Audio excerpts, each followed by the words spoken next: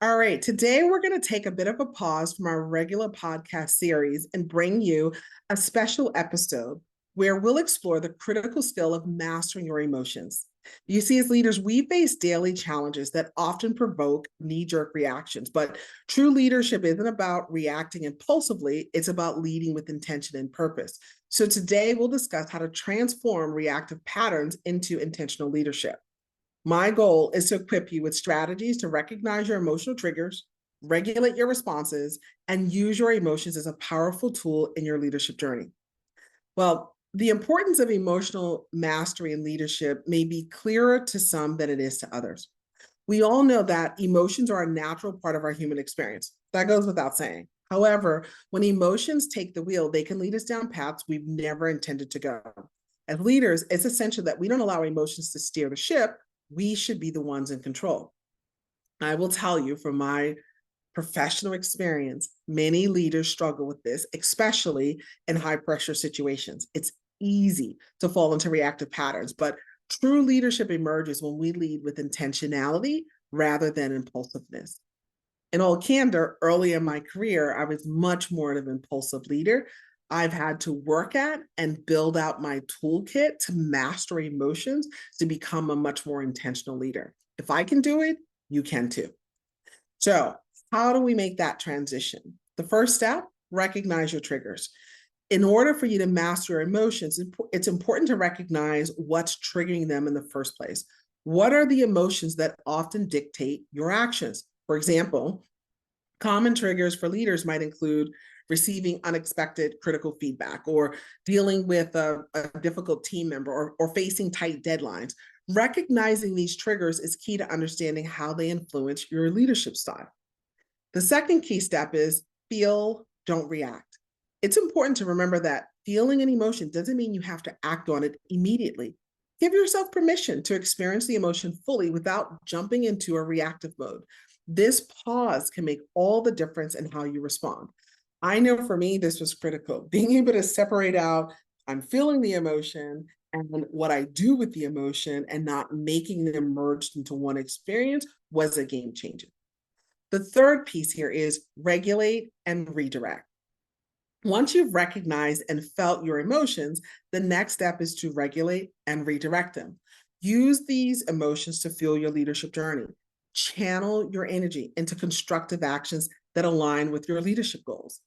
I have learned to say to my team, you know what, let's take a pause here and let's regroup in an hour, or let's pick this up tomorrow. You know what, you guys have raised some interesting points. I need to step back and think on this a little bit. Let's reconvene at X, Y, and Z time. That redirecting, rechanneling, sometimes if I know I'm too close to the edge, it's the end of the day, my blood sugar is low, all of those things, I haven't had enough sleep, it's just learning to redirect and regulate, and that I don't have to respond in the same situation, the same scenario that reaction was created in. So hopefully those are helpful tips for you. So that gives you some clarity. So recognizing your triggers, feel, but don't react, and regulate and redirect are ways to start transforming the reactive patterns we have and moving into intentional leadership. Well, let's talk a little bit about practical strategies for emotional mastery. Well, what happens if, hey, you can't stop the meeting or it's too difficult to pull away? What can you do in the moment? Or even if you can stop them, what can you do to practically build that emotional mastery? There's a few things I want to call out. One, mindful breathing. This is a powerful tool to help finding your center amidst chaos. When you're feeling emotions rising, take a few deep breaths to ground yourself. This simple practice can help you regain control and respond more thoughtfully. So, I've been in meetings where it's like, okay, just pause, breathe, calm myself down. Another strategy, number two, reflective journaling. This is taking the time to write down your thoughts and feelings. It will allow you to navigate and understand the emotional landscape a little bit better. It also helps in processing emotions as well as gaining insights into recurring patterns. I know for me, just naming the emotion has been very powerful. Like, what am I feeling right now? Pretty pissed off. Why am I pretty pissed off? Because I didn't know that the topic of this meeting was something my team needed to be prepared for. So I'm angry right now. So let's write that down. Getting caught off guard, not being prepared. These are the kinds of things that create triggers for myself. And I want to invite you to do the same, that reflective journaling. The third piece here is positive reframing. Challenges are inevitable, but how you perceive them makes all the difference. I want you to learn how to leverage positive reframing to transform challenges into opportunities. How do you do that? Ask yourself, what can I learn from this situation? Or how can this make me a better leader?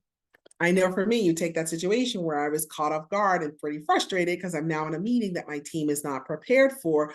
What can I learn from this situation? I can learn to be more proactive and seek out the agenda. The agenda didn't come out. I also didn't pursue it.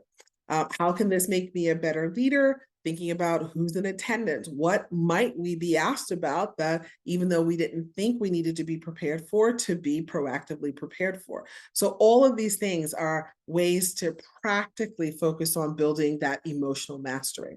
Now, even though I'm giving you these three things, mindful breathing, reflective journaling, and positive reframing, I think it's important to those are three things that are sitting on the basics. So don't neglect the basics. The basics being fuel your body. Balanced meals play a significant role in stabilizing our mood and energy levels. When we're physically nourished, it's easier to maintain emotional equilibrium. Prioritize rest, quality sleep, non-negotiable. It's during rest that our minds and bodies rejuvenate, allowing us to prepare to face the next day's challenges with clarity and purpose. Seeking connection. Don't underestimate the power of connection. Spending time with those who lift us up and recharge our energy is important. So having that supportive network can help us maintain perspective and emotional balance. And lastly, talking it out. Sometimes all it takes is a conversation with a friend or a mentor to offer a new perspective. So it's important. Don't bottle up your emotions, but instead talk things through so that you can, you become more enlightened, and it's quite frankly, can be quite a therapeutic process. So don't neglect the basics. Fuel your body, prioritize rest, seek connection, and talk it out with others. All right, so where do we go from here? I want to invite you to a bit of a challenge. I want to challenge you this week to identify one emotional trigger that you commonly experience in your leadership role. I want you to practice pausing before reacting and notice how it changes your response and the outcome. Reflect on this experience and consider how you can apply this approach to other triggers in your leadership journey. So as I conclude, mastering your emotions is not about suppressing them, but about understanding and channeling them in ways that enhance your leadership. By recognizing your triggers, regulating your responses, and taking care of the basics, you can navigate your leadership journey with clarity and purpose. Remember, you must lead yourself before you can effectively lead others. Embrace these strategies to guide your leadership with intention rather than reaction. I'd love to hear about your experience with emotional mastery. How did you, recognize your triggers and pausing before, reacting affect your leadership? Share your thoughts or experiences in the comments on LinkedIn, Instagram, or YouTube, and let's continue this important conversation and support each other in leading with intention.